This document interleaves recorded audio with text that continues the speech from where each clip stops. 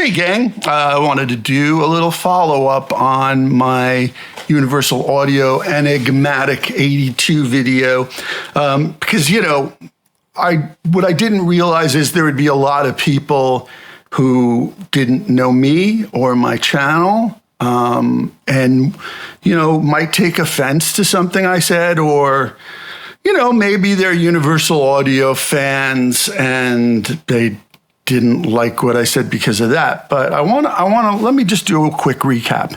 So the first day that videos came out about this pedal, and you should put my previous video in that category, nobody had the pedal yet. But there was a whole bunch of people, the influencers, talking about it like, oh boy, this is the next greatest thing, which is what they do. And personally, I'm offended by that. I've been making music professionally, full-time, for 32 years. I have no other job, haven't had any other form of income in 32 years, but full-time professional music. And I'm very grateful for that opportunity. I've been very fortunate. I have bought $150,000 worth of pedals in that time. Yes, it's true. It's probably more than that. I'm sorry to say. I'm not proud of it, but I have tried all this stuff that I talk about. Now, to get back to the Universal Enigmatic, I didn't try that because nobody had tried it the first day. Now you'll see people doing lots of demos. A lot of people are getting paid to do those demos, the usual suspects. And I watched at least 10 of those demos, which is what any of us would do before buying something. Now, I'm making my judgments based on the fact that I've played over 100 Dumble pedals. And if you search back through my channel, you'll find many, many, many demos of them and me talking about them. And in fact, recently, 2 or 3 weeks ago, I posted my favorites from all of that testing of Dumble pedals.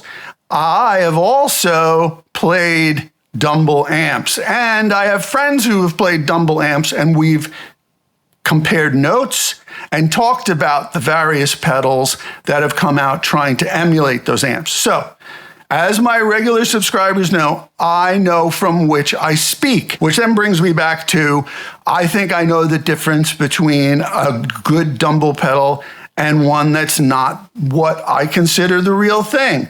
So, I wasn't looking to make friends, and I do appreciate the negative comments as well as the positive ones. There were some really good positive ones. There were some people who had the same feeling that I had after listening to it. And that was, again, maybe people didn't make it to that point in the video before they start commenting, and this is part of the problem in our society, perhaps, is the pedal is fine. It's a good sounding overdrive pedal. I had no problem with it as an overdrive.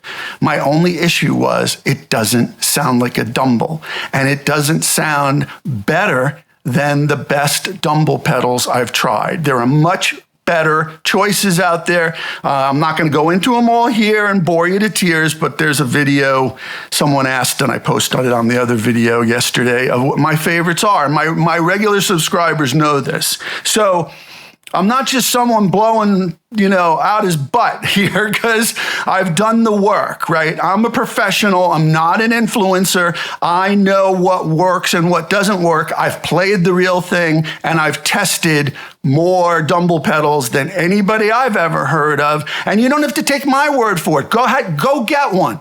Go get one of these UA Enigmatic 82 pedals.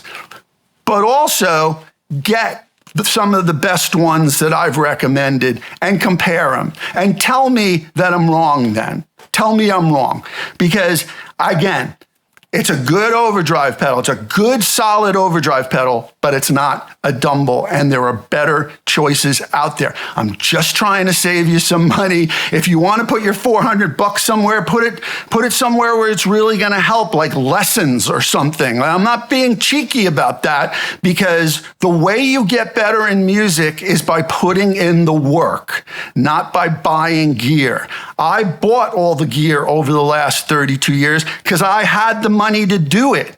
And all that money came from music. So therefore, I kind of knew what worked and what didn't. And yet I still regret spending probably half of that money, really, over that time. So I don't want you to get stuck doing that. It seems like, I was watching this documentary on David Chase, who created The Sopranos, and he said he created The Sopranos because everything is for sale. He said, that was my problem with America. Everything is for sale. We're such a consumer society. And I said this recently in a video that, if I put the same video up on YouTube, it gets, a moderate, very, very moderate amount of views despite my subscribers. But if I put that video up on TikTok, I get thousands of views. The same videos, because YouTube is constructed, it seems to me, the algorithm is for you to buy. Everything is for sale, and all of these companies are trying to sell you versions of something that is not as good, really, as something else or something that came before that they don't understand. That's all I'm saying here. You can buy whatever you want. I'm trying to save you some money, okay? If you have any questions about any gear or music, recording, songwriting, performing, anything to do with music, hit me up and I will answer you right away. Thanks for watching.